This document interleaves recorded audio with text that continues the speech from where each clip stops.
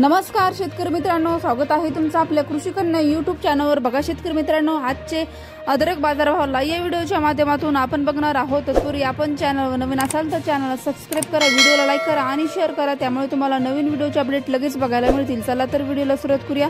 बघा शेतकरी मित्रांनो, कृषी उत्पन्न बाजार समिती